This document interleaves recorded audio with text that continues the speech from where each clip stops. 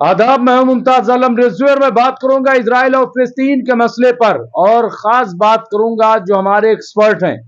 जी हाँ, group captain उत्तम कुमार देवनाथ जी से कि इस वक्त जो हालात पैदा हो गए, क्योंकि कतर पर जिस तरह से इजराइल ने हमला किया है, उसके बाद कतर जो तैयारी कर रहा है, जो यूएई के साथ मीटिंग कर रहा है, सऊदी अरब के साथ, और अब ईरान भी साथ में आ गया है, तो क्या हालात हैं, किस तरह के हालात हैं, इस पर हमने बात की ग्रुप कैप्टन उत्तम कुमार देवनाथ जी से, और जानने की कोशिश की कि क्या कतर अटैक करेगा, हमला करेगा इजराइल पर, और इजराइल के अंदर क्यों भगदड़ सी मची हुई है।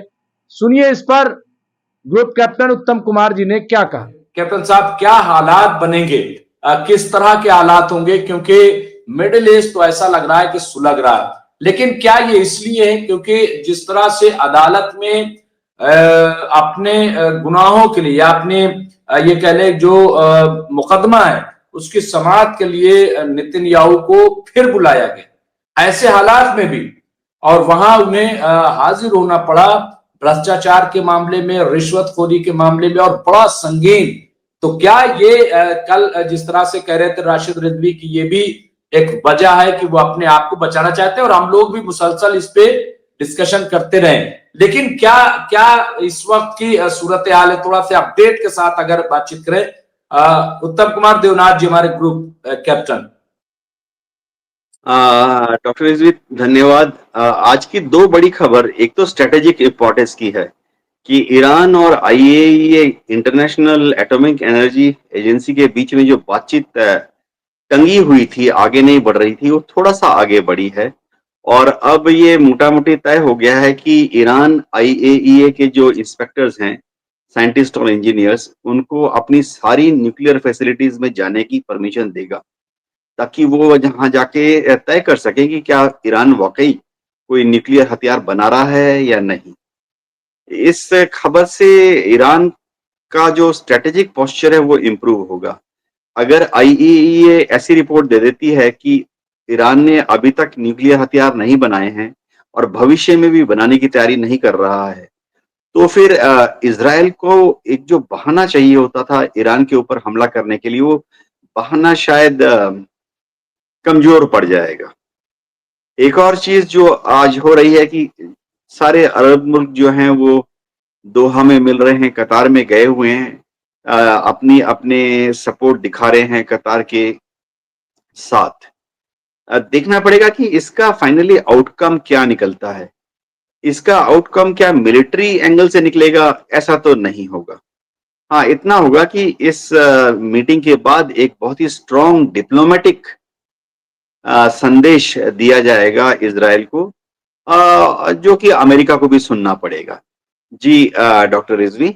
इस पर एक और हमारे एक्सपर्ट जो माहिर कानून है, समाजी कारकुन है, हमने एडवोकेट राशिद रिजवी से भी बात की और जानने की कोशिश की कि वो क्या कहते हैं, क्या एक्शन हो सकता है, क्या कतर कोई बड़ा एक्शन ले सकता है, किस तरह की सिचुएशन है, या खामोश होकर बैठ जाएंगे, क्या है। देखिए इस पर उनका क्या जवाब, सुनिए जरा।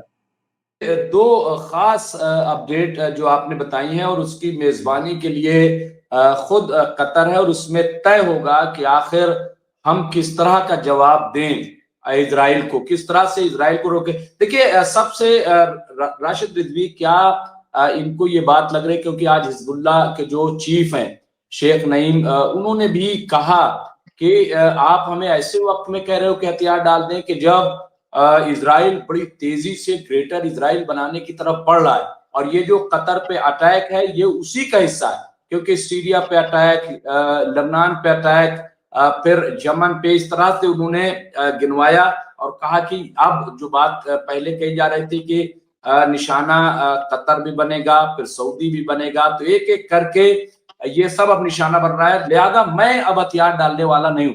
तो इससे पहले आपको याद होगा कई बार हिजबुल्लाह के जो चीफ हैं अब्दुल मलिक अलौती, उन्होंने भी अपने खिताब में तमाम अरबों को ये कहा कि क्या अब भी तुम्हारी आंखें नहीं खुल रही, क्या अब भी तुम देख नहीं रहे हो कि इजराइल क्या कर रहा है, किस सिमत बढ़ रहा है। तो क्या ये अब बेचैनी अरबों में ये हो रही है कि जो बात कही जा रही थी वो सच है और ये इजराइल तेजी से बढ़ रहा है उनकी तरफ, या इसको कैसे देखें? क्या जो मीटिंग बुलाई है, क्या लग रहा है, ये भी नशिस्तन खुर्दन बर्खास्तन या वाकई कुछ संजीदा कदम? मुमताज भाई, एक अपडेट और है जिसमें इजराइल ने स्पष्ट किया है कि अगर अपने यहाँ पर शरण देगा कतर तो हम दोबारा हमला करेंगे। और उसके बाद वहाँ के कतर के प्रधानमंत्री ने ये कहा है, पहली मर्तबा कतर ने नेतन्याहू को वॉर क्रिमिनल कहा है। ये अपने आप में बहुत बड़ी बात है, ये कोई छोटा मैसेज नहीं है कि जो कतर उनके साथ उनकी जियो पॉलिटिक्स को सपोर्ट करता था इजराइल के, और उनके हर गुनाह पर खामोश बैठा रहता था, वो आज कह रहा है कि नेतन्याहू वॉर क्रिमिनल है। ये बहुत बड़ा मैसेज है और इससे एक तस्वीर सामने उभरती आ रही है कि दिख रहा है कि ओआईसी दो हिस्से में बंटने जा रहा है। अभी हम आपसे ये बात कह रहे हैं, शायद आपको ताज्जुब होगा, लेकिन आप आने वाले 10-15 दिनों में आप देखेंगे कि कतर का खैमा अलग चला जाएगा और सऊदी अरब का खैमा अलग जाएगा। सऊदी अरब टोटल हर कंडीशन में, हर हाल में अमेरिका के साथ खड़ा रहेगा और अमेरिका इजराइल के साथ खड़ा रहेगा। कतर इजिप्ट को लेकर के, देखिए जॉर्डन, सऊदी अरबिया, ये अमेरिका को नहीं छोड़ने वाले हैं। ओमान, इजिप्ट, कतर, ये अलग ग्रुप बना सकते हैं इजराइल के खिलाफ। ये कहेंगे कि हमको अमेरिका से कोई प्रॉब्लम नहीं है, हमको अमेरिका से कोई दिक्कत नहीं है, हमारे रिश्ते अमेरिका के साथ वैसे ही रहेंगे, लेकिन हम इजराइल से कोई रिश्ता नहीं रखना चाहते। अभी आपने हिजबुल्लाह की भी बात कही थी, तो हिजबुल्लाह ने एक चीज और कही है कि आत्मरक्षा का अधिकार सिर्फ इजराइल को नहीं है, दुनिया के हर देश को है। और अगर इजराइल हमला करता है तो इजराइल को हमला सहना भी पड़ेगा। ये चीज़ एकदम स्पष्ट रूप में कही गई है। तो लेबनान का ये कहना है, हिजबुल्लाह का ये कहना है कि बहुत चौंकाने वाली बात नहीं है। इनके बीच तो बहुत दिनों से वॉर चल रहे हैं, डायलॉग्स चल रहे हैं, एक दूसरे पर ये लोग शब्दों के बार मार रहे हैं, ड्रोन भी मार रहे हैं, मिसाइल भी मार रहे हैं, सब कर रहे हैं। तो इनका कहना बहुत ताज्जुब की बात नहीं लगता है, लेकिन जिस तरह से स्टेटमेंट कतर ने दिया है कि नेतन्याहू वॉर क्रिमिनल है, नेतन्याहू ने कहा कि जब तक ये शरण देंगे हम हमला करते रहेंगे, ये अपने आप में बहुत बड़ी बात है। ईरान की अभी कोई स्थिति नहीं है। ईरान अपनी स्थिति में अपना जो स्टैंड लेके बैठा हुआ है वो खामोश है।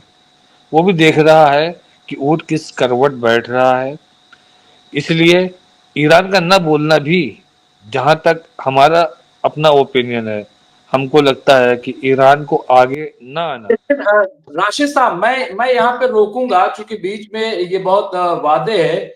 खामोशी इसको कैसे कहेंगे? जो आईआरजीसी के जो चीफ हैं, जो उन्होंने कहा है कि हम पूरी तरह से कतर के साथ हैं, हमारी फौज कतर के साथ है, कतर जो है वो पहल करे। कतर तो और उन्होंने मिसाइल तक कहा है, एयर डिफेंस सिस्टम भी कहा जो जरूरत होगी मैं सब कतर को देने के लिए तैयार हूं। तो इसको खामोशी कैसे मान ले? हम आपको मुमताज साहब एक चीज स्पष्ट कर दे रहे हैं कि ईरान की तरफ से बहुत सारे बयानात आए हैं, ईरान के अलग अलग अधिकारियों ने अलग अलग बयान दिए हैं, लेकिन जो फाइनल स्टेटमेंट जिसको आप पत्थर की लकीर कहते हैं, अगर खामनेई साहब ने कोई स्टेटमेंट दे दिया कि ये होना है तो वो फिर होना है, उसमें कोई बट नहीं है। और स्टेटमेंट तो बहुत, डायलॉग बहुत चलते हैं। अभी और भी कंट्रीज निकल के आएंगी, वो कहेंगे हम कतर के साथ हैं। ईरान ने तो एक कदम बढ़ के बोला है कि हम कतर के साथ हैं, हमारी आर्मी साथ है, हमारे हथियार, मिसाइल सब साथ हैं। वो तो एक मनोवैज्ञानिक दबाव बनाने के लिए भी बोला जाता है, क्योंकि इस वक्त मिडिल ईस्ट में सबसे बड़ा दुश्मन इजराइल का कोई है वो ईरान है। अभी आप एक छोटा सा एग्जाम्पल मैं आपको देता हूं कि आपने देखा होगा कि जब अभी पहलगाम हमला हुआ, पहलगाम हमले में इजराइल ने कह दिया कि हम भारत के साथ हैं, तो हमारे यहाँ की आवाम एकदम इजराइल के समर्थन में खड़ी हो गई, फुल्ली सपोर्ट पे आ गए। उसके जेनोसाइड को भी लोगों ने सही साबित करना शुरू कर दिया। क्यों? क्योंकि वो हमारे दुश्मन का दुश्मन है, उसने हमारे दुश्मन के खिलाफ बात कही है। तो वही स्थिति इजराइल और ईरान की है कि इजराइल के खिलाफ ईरान बोलेगा, ईरान के खिलाफ इजराइल बोलेगा, इनके डायलॉग चलते रहेंगे। कोई नया कंट्री ओमान आता है, ओमान आके अगर कह देता है कि हम पूरी तरीके से कतर के साथ हैं, हमारी सेना, हमारे हथियार, या कुवैत बोल देता है, तो ये एक बड़ी न्यूज है, ये एक बड़ा बयान है। आपके अमेरिका के इराक के जो गुट हैं वो समर्थन की बात करेंगे, हूती हिजबुल्लाह समर्थन की बात करेंगे, तो ये बहुत बड़ा बयान नहीं माना जाएगा। हूती हिजबुल्लाह तो लड़ ही रहे ना, मलेशिया, इराकी मलेशिया तो लड़ रहे हैं ना इजराइल से। ईरान तो लड़ चुका है इजराइल से। कोई नया बड़ा देश जो अभी तक इनके साथ खड़ा था वो आकर के अगर इस तरीके के स्टेटमेंट दे देता है कि हम कंप्लीटली कतर के साथ हैं, हमारी सेना, हमारे हथियार, हमारे लोग, हमारा पूरा देश साथ में है, ये बहुत बड़ी न्यूज हो जाएगी। तो बहरहाल ये हमारे दो एक्सपर्ट थे जिनसे हम बातचीत कर रहे थे। इस तरह की खबरों के लिए देखते रहिए एमएमसी न्यूज इंडिया। बहुत बहुत शुक्रिया।